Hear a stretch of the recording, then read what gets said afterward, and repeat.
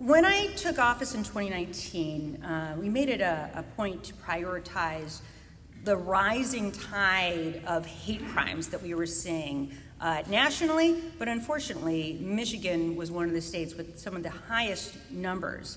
In the recent data we've seen, Michigan's reported about 620 hate crime incidences in 2024 alone, and that breaks down to more than 50 incidents every month. And due to massive, considerable underreporting, that number really, we know, is only the tip of the iceberg. Victims of a hate crime often choose not to contact law enforcement, either because they don't know about the services that are available to them, or they distrust the judicial system, or they fear further retribution against their family or their businesses or themselves. These incidents represent the just courageous few who decided to speak out, and their reports detail stories of assault, intimidation, threats, some costing lasting harm to the victims and to our communities. So bias motivation. Important to remember that hate is not a rational thing, but it is targeted.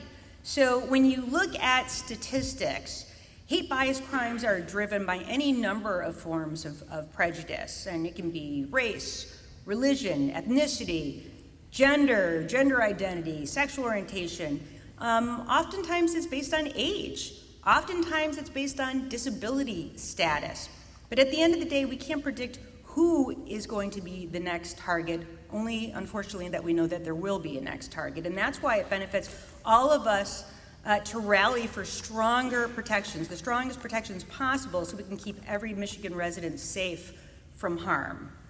What is a hate crime? Well, a hate crime is defined as a criminal act committed against a person, group, or their property motivated by prejudice or bias against a protected characteristic. Hate crimes are about much more than just the individual or the building that they may target. They're really about creating social tension and striking fear into the hearts of an entire community. Hate crimes are really messaging crimes, but they must be answered with a strong message in return that hate has no place here in Michigan. Our hate crimes unit, that again, as I indicated, we established in 2019, which is actually the Department of Attorney General's Hate Crime and Domestic Terrorism unit, and it's dedicated to investigating and prosecuting bias-motivated crimes, also crimes against government officials. And it's the first of its kind in the nation, and since then there have been other replications of that effort. Our hate crimes unit works with federal and local law enforcement partners to ensure that crimes of this nature are thoroughly investigated and that the offenders are prosecuted to the fullest extent of the law. And to date, the unit has investigated, well over 100 tips. We've prosecuted dozens of cases. Some have been pretty massive, taking on anti-government militia groups, white supremacy organizations, and those who threaten violence against our communities.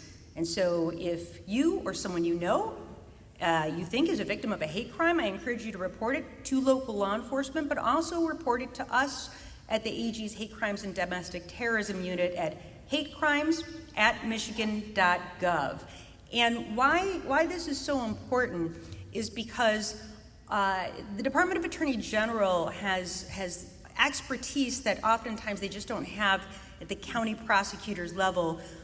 We handle all of these First Amendment related cases, and we are the ones who have to defend state laws if and when they are challenged, including a recent challenge to some of our domestic terrorism laws and anti-terrorism laws. So we do have a lot of expertise, and even when the county prosecutors handle this, of course, we are there to support them to make sure they have the resources they need. But also, sometimes people don't feel comfortable for whatever reason reporting to their locals, and if that's the case, you can come directly to us to make a report. What is a civil rights violation? Well, in some instances, bias-motivated conduct may not necessarily rise to the level of a crime, but it can still constitute a civil rights violation, and that applies to any act or conduct that unlawfully deprives an individual or a group of their rights and privileges guaranteed under our many state and federal laws. So for recourse, you can call or email to report it at the Michigan Department of Civil Rights, and you can file a complaint online at mi.gov/MDCR. What is a hate incident? I'd like to be clear about this. Hate itself is not a crime, and our civil liberties protect the right to speak out even about the most horrendous and terrible things. A hate incident is an action, behavior, or speech that expresses prejudice, bias, or hostility against a person or group based on their protected characteristic, but it does not rise to the level of criminal activity. So hate incidents may involve offensive comments, gestures, or other non-criminal behaviors. But even though hate incidents cannot be prosecuted, they should still be taken very seriously, and they could be a red flag moment that, if left unaddressed, could escalate to violence at any moment. So it's really important still to take note of hate incidences and to memorialize them and to make sure you're keeping track and reporting it. If you see something, say something has never been more important than it is right now. 59% of domestic terrorists began to exhibit concerning behavior more than a year in advance of their actual violent plots. So be aware of signs to look out for. So things that you may want to look for. Grievances. People that may feel wronged due to a real or perceived experience. This feeling might stem from a sense of injustice, victimization, or embarrassment in a relationship or in their workplace or in their life in general. Violent ideation, the decision to see violence as an answer. While many people have thoughts of violence at various times, most people will not move towards pathways to violence. Research and planning of an attack. During this step, an individual might begin doing research on past attacks, looking into weapons, potential targets, or locations for an attack. Pre-attack preparation plans. In this phase, people are psychologically ready to attack. They might begin preparations such as collecting weapons, building explosives, target practice, or purchasing special clothing or equipment that they wouldn't otherwise need. Probing and breaches. This step is not always included in this pathway, but it is common to do a dry run of an attack. The individual may visit the intended target, look for security cameras, assess police presence, or call in a fake bomb threat or shooting. And they may change their plans based on what they learn, and then unfortunately attack, the final step in carrying out an act of violence. So it's not always a linear path to violence. These are steps between the grievance and escalation, and it's different for every person. But there are little windows, of opportunity where a potential criminal can be reached and stopped before tragedy occurs. We have the power through our laws and rhetoric to influence what the final outcome turns out to be. And law enforcement can only address a problem that we know about. So if you see something concerning, please bring it to our attention at the earliest opportunity. And again, it may not be a crime, but it may be an opportunity for some other form of intervention. A couple of tips for reporting a hate crime. Your first priority should always be to ensure the safety of the people with you. If you find yourself in immediate danger, obviously call 911. or local, whatever the local emergency number is. Secondly, do what you can to preserve any evidence for law enforcement to investigate for when they get to the scene. So try to document as much as you possibly can, and that means photographs, videos, writing down a recitation of exactly who said what when. No matter what, do not tamper with a crime scene if there is one. Immediately have somebody file a police report and contact the AG's Hate Crimes and Domestic Terrorism Unit, again, at hatecrimes@michigan.gov. And the sooner we can catch wind that a hate crime has occurred, the sooner we can do something about it, the better we are to pursue charges if, in fact, that's necessary. Something to talk about, and I want to say this, I know this was a point of some controversy when this passed in 2023, then went into effect in 2024. But I want to talk about ERPOs, Extreme Risk Protection Orders, and why they are very important. So, as I said, this passed in May of 2023, and these Extreme Risk Protection Orders, also known as red flag laws, allow a civil court, not a criminal court, a civil court, to temporarily prevent someone at risk of harming themselves or others from possessing or purchasing firearms. ERPOs are a tool, just one tool, to prevent gun violence like a mass shooting, but also to help prevent suicide attempts, gun injuries, and gun deaths generally. There have been hundreds of ERPOs issued in Michigan since the law's passage. Most of them, the vast majority, are at the request of law enforcement. But petitions can also be filed by family members, housemates, and healthcare providers who are concerned about someone who is close to them. Removing firearms temporarily from an individual in crisis, it's not going to end their crisis, but it does provide this window of opportunity to set that individual back on the path to recovery before the situation escalates to violence. And I encourage all Michigan residents to familiarize themselves with our state's red flag laws to protect themselves and their loved ones in case of an emergency. And you can learn more about this at mi.gov/crime victims' rights, and these forms can be found on your with your county circuit court family law division.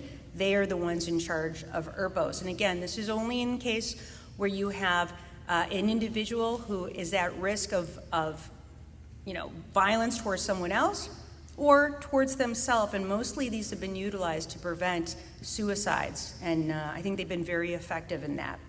The Institutional Desecration Act was very happy to see this passed also in 2023. For a long time in Michigan, our weak and very outdated laws did not provide prosecutors with the right tools to hold perpetrators accountable. But last term, the state legislature passed this act, and it designates it as a crime under state law to threaten or commit hate-based vandalism. And the law went into effect February 2024, and it includes a variety of tiered penalties based on the extent of damage or if it's a repeat offender.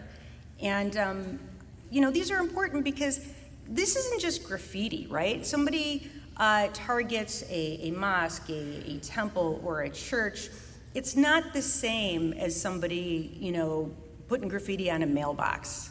But it wasn't really treated much differently. And we know that it is a different kind of crime, and it's intended to scare people in a very different way. And what I like to call these types of laws that we have, I call them murder prevention. Because more often than not, people who commit assaultive hate crimes didn't start out with human victims. They often start with property damage. So our hope is that we can use these laws to catch and hopefully rehabilitate those who act out through vandalism before they graduate to violent acts. The new Hate Crimes Act. The state legislature also recently took time to modernize and strengthen our state's hate crime statute. the first time the law had been updated in the 35 years of its existence. Previously, violations, it was called the Ethnic Intimidation Act, were considered very low-level offenses with a very narrow scope of enforcement and honestly very little power of deterrent. So the newly enacted Hate Crimes Act, which became effective April 2nd of 2025, expands the definition. It includes, in addition to the other groups that were already covered, including race and religion and ethnicity, also covers sexual orientation, gender identity, but also age and disability. So those are added to the list of protective classes. The law also designates malicious acts of violence, property damage, or threats based on bias, as I indicated, felony offenses with tiered penalties. And there are other factors that can escalate the penalty, such as if a firearm was brandished in the commission of that crime, if the individual has a prior record of these types of offenses, or if there's evidence of coordinating a group attack, or if the attack targeted a minor. This legislation reform is really helping to make sure that no one in Michigan has to fear for their safety because of who they are or where they worship or any other unique attribute of their identity that contributes to the diversity of our state. Swatting. I mean, this has become such a big issue as of late, and everyone here in law enforcement can tell you that. Unfortunately, our laws are badly outdated. They are woefully insufficient to protect our communities, and as a result, at our department, we've been trying really hard to get better legislation to address this. Swatting is the term for when someone makes a prank call, or it could be an email or some other sort of communication, to emergency services to coerce police into dispatching a large number of armed officers to a particular address. And there are about 1,000 swatting incidents in America every year, and that number is just growing. And each incident is estimated to cost at least $10,000 to that affected community. Michigan had multiple incidents in the last month, including here in Genesee County. And while swatting is a recognized federal crime with serious penalties, Michigan law only addresses false reports of felonies, and it's a pretty low-level offense. So I'm supporting a bill package that's pending right now in the state Senate, and now that we finally have a budget, maybe they can get on to some other things. But it would make it a felony to falsely report a misdemeanor in a manner that produces a law enforcement response, and also working with legislators, hopefully to increase the current penalties for false report of a felony, especially when it results in an injury or a death, which unfortunately does happen. So we need this to better serve as a deterrent. I encourage each and every one of you to reach out to your own state legislators to encourage their support for this package as well. Domestic terrorism. I want to touch on for a minute Michigan's anti-terrorism or true threat statute, which I'm actively lobbying the legislature right now to have updated. In 2023, the United States Supreme Court issued an opinion on a case called the Counterman case. And in that case, the court altered the previous understanding for what is legally considered a true threat, and it now requires the states to prove that the defendant not only made a threatening statement, but also had an understanding personally, subjectively, of the nature of that threat. And while the Michigan Court of Appeals recognized that the law conforms to the Counterman decision, that decision has now been appealed, and the Court of Appeals has encouraged the legislature to update this law.